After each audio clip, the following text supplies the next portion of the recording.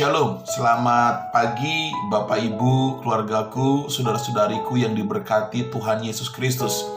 Firman Tuhan pagi ini saya ambil dari Pengkhotbah pasal 7 ayatnya yang ke-8.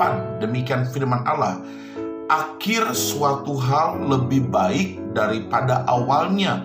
Panjang sabar lebih baik daripada tinggi hati.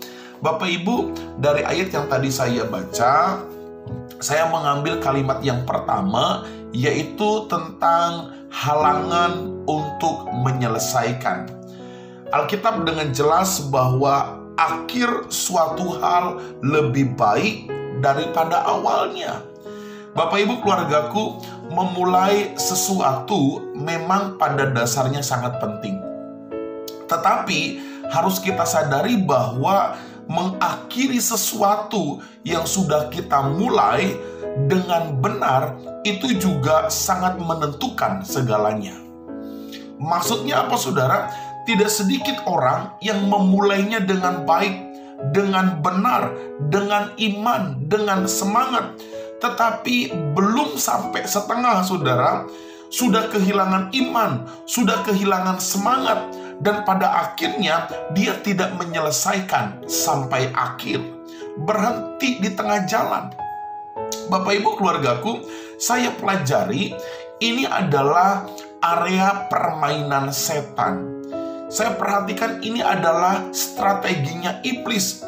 Setan berusaha untuk menghalangi apa yang sudah kita mulai sehingga kita tidak bisa mengakhirinya dengan baik. Karena itu saudara, kita harus berhati-hati supaya halangan yang kita hadapi untuk menyelesaikan segala sesuatu dapat kita selesaikan dengan iman dan kekuatan daripada Tuhan. Contoh saudara, ketika kita berkomitmen untuk memulai melayani Tuhan, ketika kita berkomitmen untuk terlibat di dalam pekerjaannya Tuhan, dengan semangat kita memulai, dengan sungguh-sungguh kita memulai, tetapi di tengah perjalanan ada gesekan, ada masalah, ada problem, lalu kita tidak bisa menyelesaikan itu, kita berhenti di tengah jalan, kita stop pelayanan, dan kita kembali kepada kekubangan dosa. Saya mau katakan ini strategi iblis, dan iblis seringkali berhasil menghancurkan komitmen awal dari anak-anak Tuhan. Bapak Ibu keluargaku, pagi ini kita akan belajar bagaimana cara iblis, bagaimana cara setan untuk mencoba menghalangi apa yang sudah kita mulai. Yang pertama saudara, saya mendapati bahwa iblis seringkali membuat pikiran kita bercabang sehingga apa yang kita mulai tidak bisa kita selesaikan. Iblis membuat pikiran kita tidak fokus. Ini yang pertama saudara. Bapak Ibu, ketika pikiran kita bercabang, ketika pikiran kita tidak fokus, jujur saya mau katakan, segala sesuatu yang sudah kita rencanakan dengan baik, maka itu akan berhenti, itu akan stop, bahkan mungkin kita tidak akan lakukan lagi.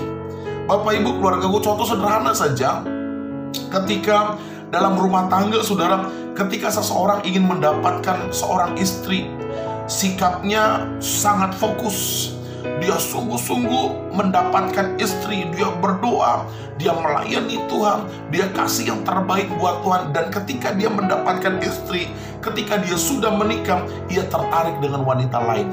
Hati-hati saudara, pikirannya mulai bercabang, dia tidak fokus kepada tujuan yang awal. Dan ini strategi iblis.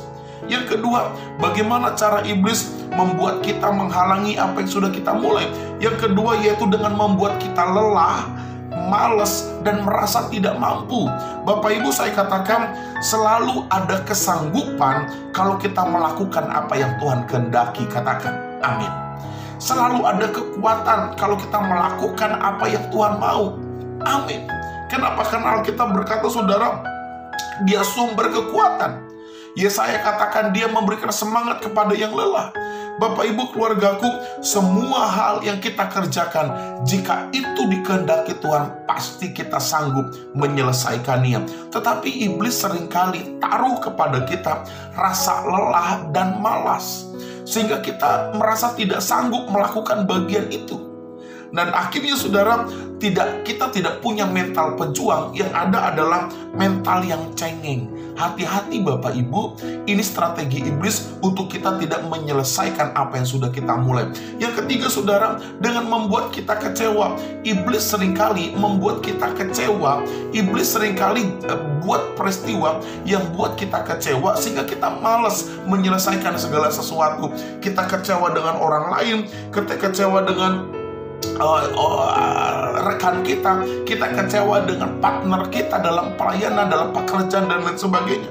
Bapak Ibu, jangan kecewa ketika kita melakukan segala sesuatu. Ingat, Allah izinkan hal itu terjadi karena pasti ada sesuatu yang manis di belakangnya. Katakan amin. Bapak Ibu, ini firman Tuhan pagi ini yang saya mau bagikan. Mari selesaikan hal-hal yang sudah kita kerjakan di awal. Mari lanjutkan segala sesuatu yang baik yang sudah kita mulai dari awal. Jangan terpengaruh dengan tipu daya si iblis. Ingat, ada sesuatu yang manis yang Tuhan kerjakan dalam diri kita. Shalom, Tuhan memberkati kita semua.